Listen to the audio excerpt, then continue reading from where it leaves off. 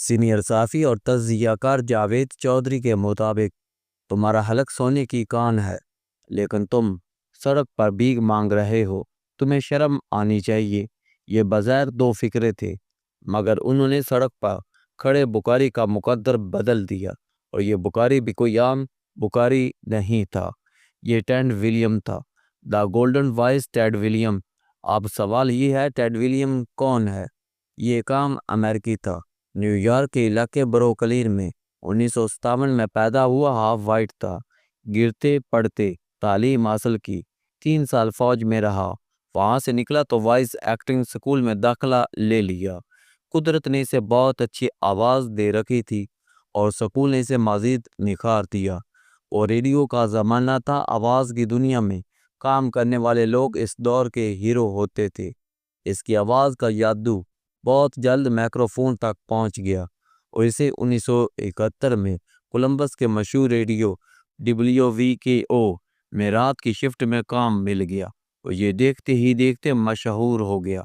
آئین جوانی میں مشہور ہونا اللہ کا خاص کرم ہوتا ہے، لیکن یہ ساتھ ساتھ امتحان بھی ہوتا ہے، اور بہت کم لوگ اس امتحان پر پورے اترتے ہیں۔ زیادہ تر لوگ اس کرم کو سنبھال نہیں پاتے۔ ٹیڈ ولیم کے ساتھ بھی یہی ہوا۔ وہ شروع میں شراب نوشی کی لت کا شکار ہوا، اور پھر دوسرے نشوں کا عادی ہوتا چلا گیا، اور یہ لکھی پڑھی بات ہے، نشہ اور کام اور منشیات اور نارمل زندگی دونوں اکٹھے نہیں چل سکتے۔ لہٰذا ایک رات جب وہ نشے میں دھت ہو کر ریڈیو اسٹیشن پہنچا تو اسے نوکری سے جواب مل گیا۔ وہ بے روزگار ہو گیا۔ اس وقت اس کے پاس تھوڑی بہت رقم تھی۔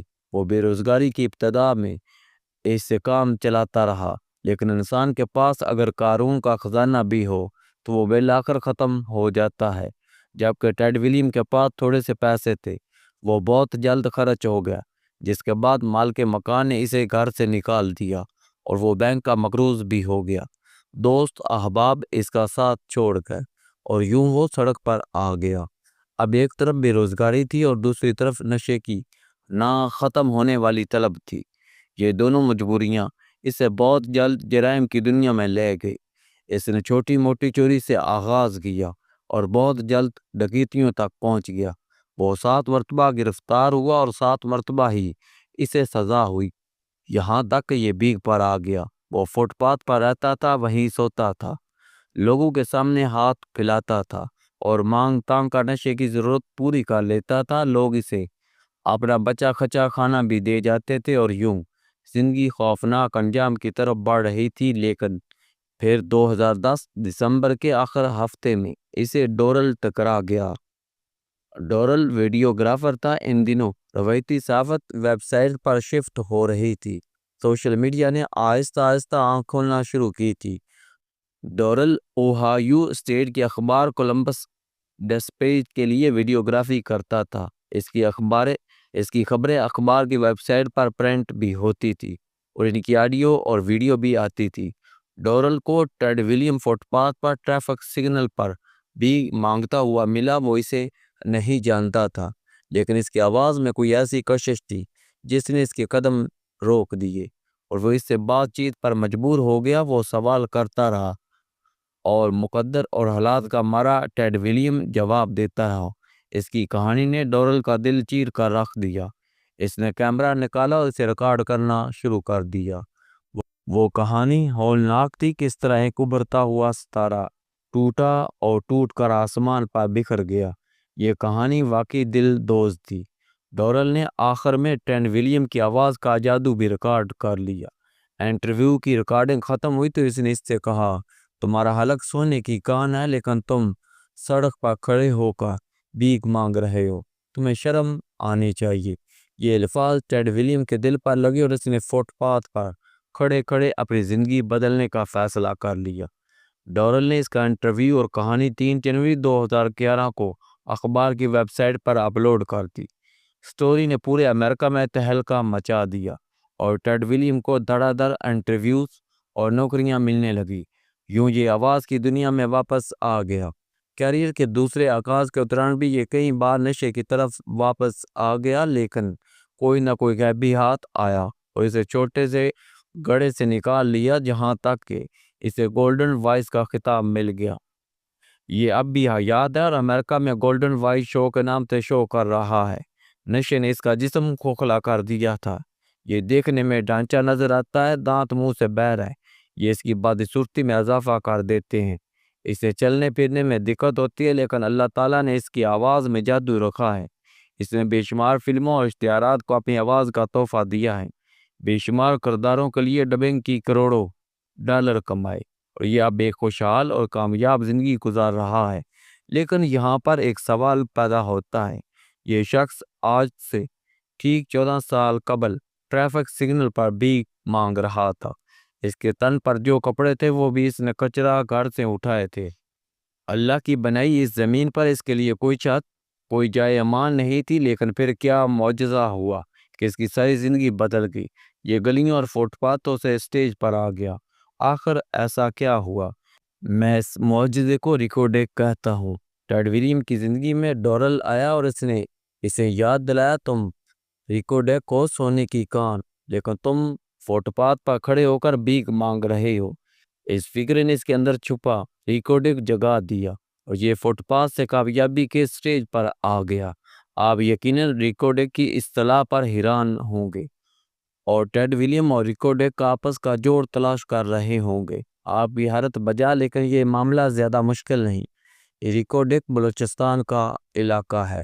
یہاں دنیا کی سب سے بڑے سونے اور تانبے کے ذخائر ہیں۔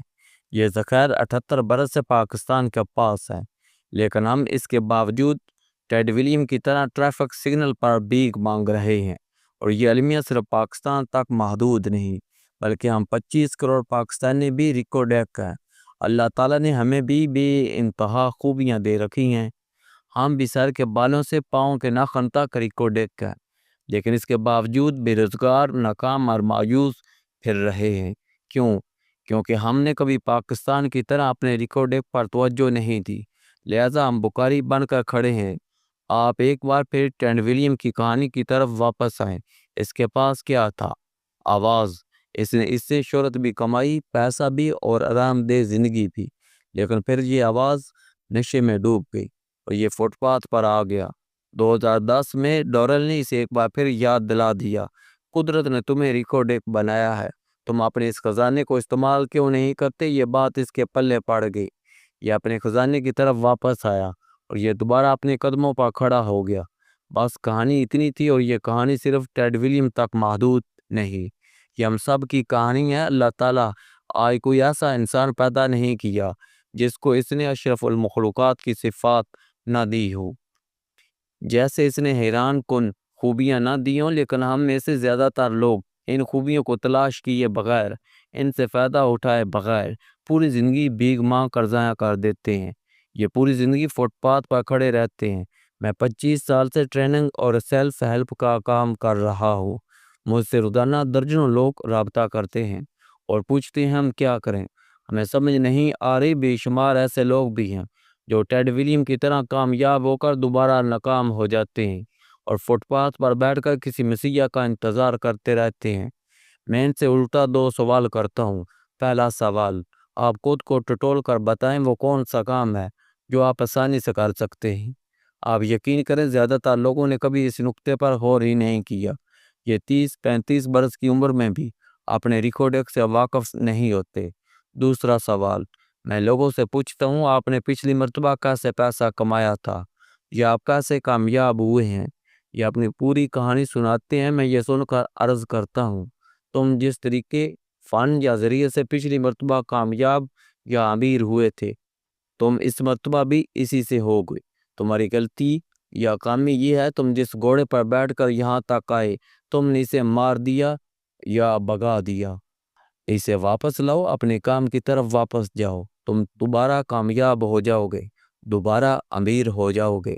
آپ یقین کریں جو لوگ میرے ان دونوں سوالوں کا جواب تلاش کر لیتے ہیں وہ ٹیڈ ولیم کی طرح دوبارہ کامیاب ہو جاتے ہیں، یا اپنے پرانے بزنس، جاب یا کمپنی میں جا کر اچھی اور کامیاب زندگی شروع کر دیتے ہیں۔ اور جنہیں یہ سوال سمجھ نہیں آتے وہ اسی طرح فٹ پاتھ پر کھڑے رہ جاتے ہیں۔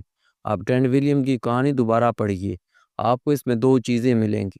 اللہ تعالیٰ نے اسے آواز کی دولت سے نواز رکھا تھا، اس نے اس نعمت سے کامیابی حاصل کر لی، اس نے پھر اس نعمت کا کفران کیا اور سڑک پر آ گیا، اور پھر جب ڈورل نے اس کا ریکارڈ یاد کرایا تو یہ واپس اپنے کام پر آ گیا۔ اس نے ریکارڈ کو دوبارہ کھود لیا اور اللہ تعالیٰ اسے ایک بار پھر نواز دیا۔ آپ بھی اپنا ریکارڈ تلاش کریں، اور اگر یہ ایک بار آپ کے ہاتھ سے کھسک چکا ہے تو آپ اس سے دوبارہ تلاش کریں اور چپ چاپ اس کام جاب اور ہنر کی طرف واپس چلے جائیں یہاں سے آپ کو جاگ لگی تھی۔ اللہ آپ پر دوبارہ کرم کر دے گا۔